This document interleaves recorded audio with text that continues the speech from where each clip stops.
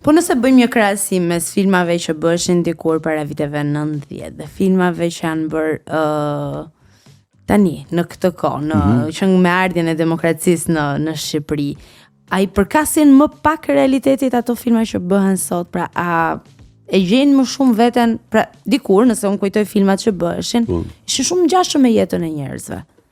Kurse sot, se si ka ndryshuar. Shko që ka ndodhur. Ardhje e demokracisë në radhë të parë ka sjellë lirinë. Liria është gjëja më e çmuar për çdo njeri dhe aq më tepër në fushën e krijimtarisë artistike. Ti je i lirë, e di çdo me thënë ti je i lirë apo jo. Ti mendosh gjërat si të pëlqejnë tyja.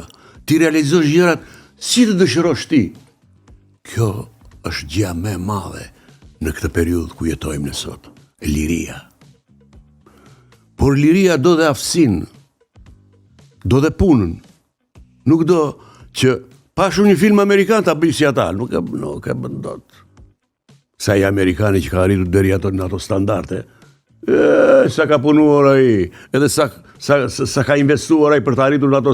Ti kërkon me të parë ta bësh si ai, nuk e bën dot.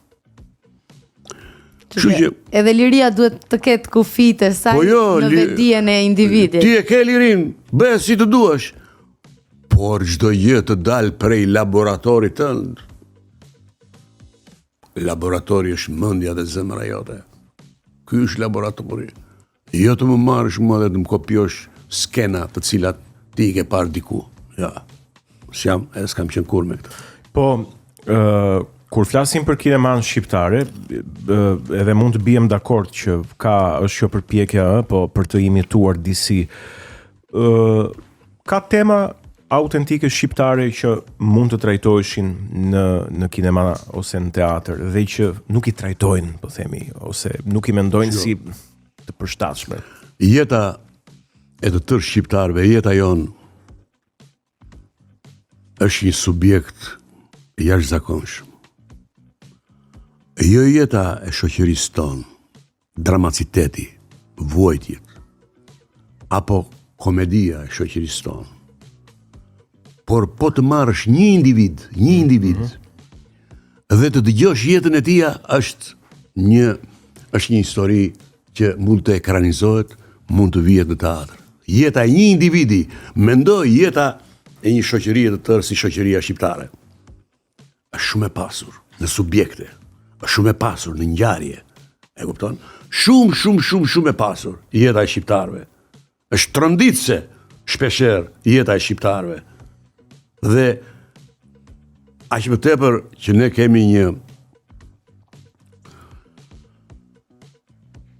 kemi njerëz të cilët kanë vuajtur në përburgjet e diktaturës.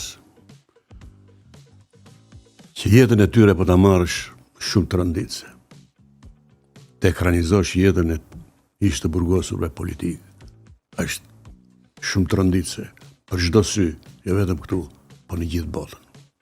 Ne kemi thagma të tmerrshme, histori të tmerrshme. Apo njerëzve që kanë qenë për internime, të ekranizosh artistikisht, po do fuqi të madhe. Mendje bën kalan, mendja bën dhe hatan, nuk diskutohet, do mendje. Ka rrezikuar ndonjëherë sinqeriteti edhe fakti që ju keni qenë gjithmonë drejt për drejt, ju ka rrezikuar ndonjëherë në atë sistem? Po, ngacmime kam pasur edhe paralajmërime kam pasur. Dua të kujtoj këtu unë si tani kisha qef t'i lija flokët e gjata. Edhe kur një ditë aty në teatr, një nga këta të komitetit partisë më tha mua, nuk i lë koti tha flokët e gjata, se kërkon të fshesh mendimet të qelbura që ke poshtë atyre flokëve. Tash unë jam aktori, tash. Sot jam me flok pak të gjata, nesër jam të kullaci, tash. Nga roli varë. Po, në valet nga roli, tash. Kjo është arsyeja. E kështu, në një pyetje tjetër. Donim të dëgjonim vazhdimin e historisë në fakt. Unë mbyll aty. Po mbyll. Ka i tash, unë jam aktori tash. Çfarë ti thash? Nuk pati asnjë pretendim nga ana ti. Jo, po të më tha me qesëndit të madhe, mua më tha me qesëndit të madhe. U preke ti? Jo, çfarë do preke? Po fshe mendimet e qelbura poshtë atyre flokëve të gjata ata. Tani i kishe mendimet të qelbura për atë sistem, se nuk e vën diskutim që ishin. Po shkistim atëre, shkistim. Shkistim na njerë, shkistim. Do me thënë ai të drejtë kishte. Jo, ai të drejtë kishte me rregullat e me rregullat e shkistim na njerë, shkistim. Shiko, për tu meqense është viti që ka ndruar jetë shumë të mëdhenj të skenës edhe të kinemas, është një moment që të bëjmë një homazh duke u rikthyer në kujtimet tuaja, në bashkëpunimet tuaja më domethënëse. Me Dimitër Anagnostin folëm, po ka ndruar jetë edhe i madhi Piro Milkani, po edhe zonja e skenës Margarita Xhepa. Më herët vitet e tjera më risjell në kujtim Xhevdet Ferrin, Naun Shundi, Enver Petrovski, të cilët i kam njëjtur nga afër. Ka qenë kolegët e mi, kam luajtur me ta, kam darë jetën me ta, kam qeshur, e kemi bërë biseda të çfarëdoshme me ta, kam mësuar prej tyre. Këto janë kujtimet më të dashura që ke me ta? Këto janë kujtimet të pashlyeshme.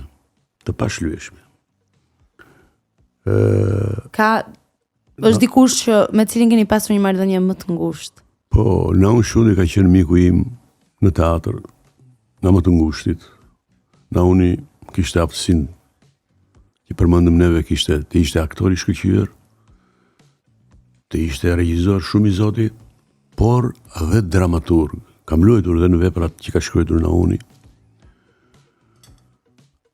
Edhe humbja ati ishte një humbje madhe për teatrin ton.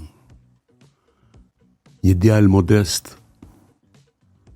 që asnjëherë nuk mendoi të bënte reklamën e punës vet. Asnjëherë. Po folën në një fjalë të bardhë. Po folën një. I mençur. Shumë i mençur, i talentuar, shumë i talentuar. Nauni ishte një djalë zotni. Bëri edhe teatr në shtëpi, ose shtëpinë e tij e bëri teatr. Sakrifikoi shtëpinë e tij për të bërë teatr. Do me thënë, mendoni se sa e thellë ka qenë dashuria tek ai për teatrin. Kjo është thellësi dashurie, nuk është reklam. Ai kaq shumë e donte teatrin, sa shtëpinë e vetë e sakrifikoi për të bërë teatr. Kush e bën? Pak milioner nga Shqipëria? Ke dëgjuar në njëri ditë të bëj vilën apo kështu ta bëj teatr? Asnjësh. Ja, e bëri ai fukaraj, aktori. I kam mbledhur ato 5 lek e nga 5 lek që bëri teatrin. Një gest domethënës dhe një dashuri e patregueshme. Nuk e bën dot kushdo. Nuk e bën dot kushdo. Hajde bë. Sa milioner ka Shqipëria? Plot. Sa vila kanë? E sa apartamente bëjnë? E sa ashtu? Kush e bëri teatrin? Ai e bëri shtëpinë. E bëri teatr. Kjo është thellësia e dashurisë së tij për teatrin.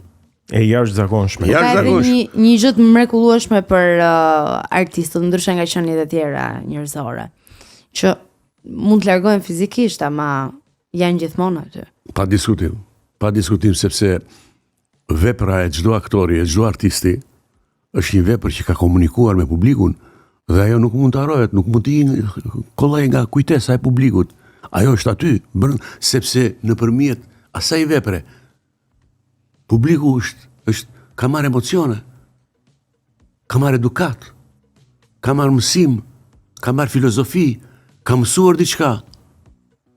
Dhe është e vërtet ajo që një hajdut pa një shfaqje që me hajdut edhe vajti vetë u dorëzua.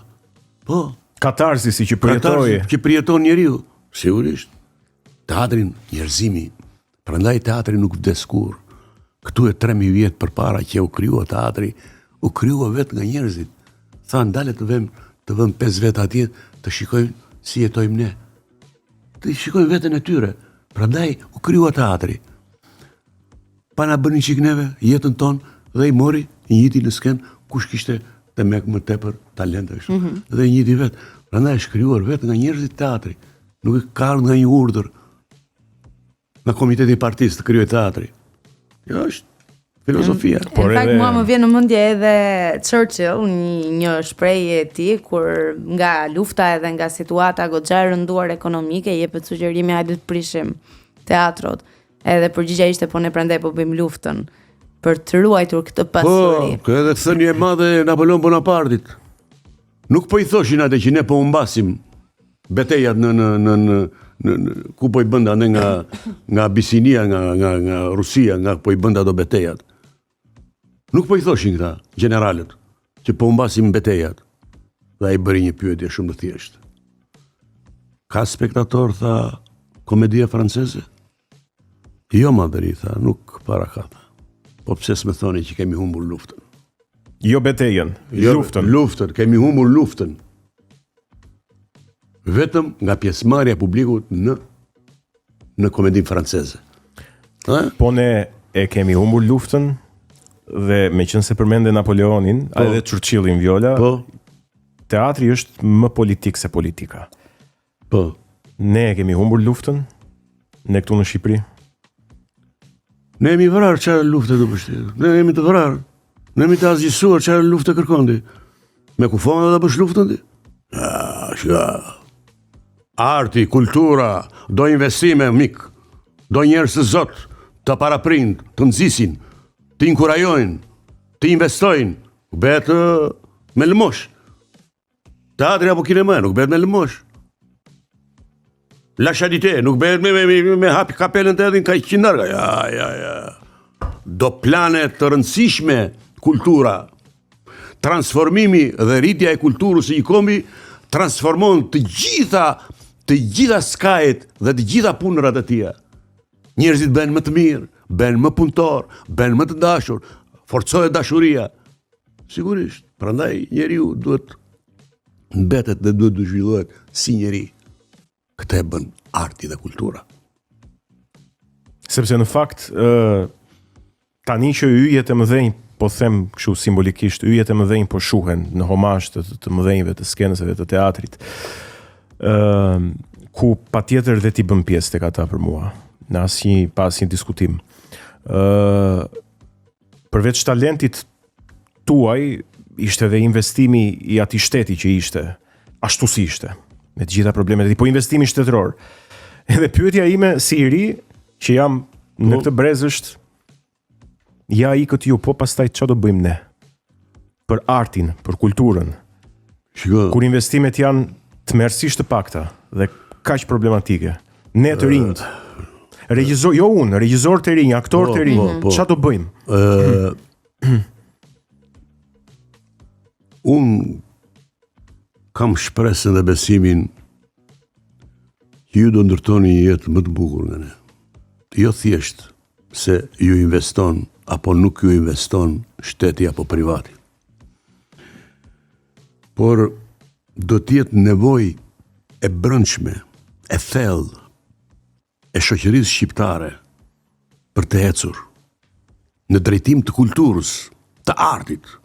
Do t'jetë nevojë e brendshme, siç ka ardhur në çdo vend të Evropës apo të botës. Bota ka hequr kafshatën e bukës për artin. Ka qëndruar pa darkë dhe ka prerë biletën për teatrin. Këto ka ndodhur në jetë dhe në botë. Ka ndodhur këto. Mbaj mend kur dëgjova një histori me përmbysjen anën lindore, në Poloni, disa aktor morën një iniciativë dhe blenë një magazin të fruta perimeve. Me qëllimin për ta bërë teatr. E morën disa stola kështu, ato stolat e mëdhej, e pastruan vetë për ta bërë teatr. Për ta bërë teatr. Dhe kur filluan aktivitetin, në shfaqjet e tyre nuk gjej bilet. një magazin të fruta perimeve, e shëndruan në teatr, e bën me gëlqere, pastruan vendin dhe vendosin stola, jo ndonjëse komode. Stola druri. Stola druri që uleshin 10 veta rresht. Jo komoditet. Nuk gjeje bilet. Çfarë është kjo? Kjo është etja dhe dashuria që kanë njerëzit për të marrë dhe për të vjel emocione njerëzore. Kush e mban gjallë njeriun? Njeriun e mban energjia njerëzore. Kush e mban gjallë? Ajo e mban gjallë njeriun. Nuk e mban copa e bukës. Energjia. Dhe në momentin që njeriu thot nuk dua, atëherë ka vdekur. Po kur njeriu vazhdimisht thot dua të shikoj, dua të jetoj, dua të këndoj, dua të lexoj, dua të shikoj, njeriu nuk vdes. Vitaliteti. Vitaliteti. Mbase kemi shumë të vdekur që marrin frym, edhe ky do ishte problem që tani nuk diskutohet që midis të gjallëve ka dhe të vdekur, edhe pse ecim në dy këmbë. Problemi është që të zgjohet shoqëria shqiptare. Të zgjohet. Dhe unë kam bindjen e plot që do të vi dita që do të zgjohet. Kam bindje për këtë. Do të zgjohet, thua. Do të zgjohet. Inshallah, të shpresojmë. Do të zgjohet edhe për ju, sidomos jeni të rinj, që ju të keni një jetë më të bukur, më të mirë. Të jeni më të kompletuar në jetesën tuaj, në mirëqenien tuaj, në shëndetin tuaj. Kjo sigurisht do të vi pa diskutim.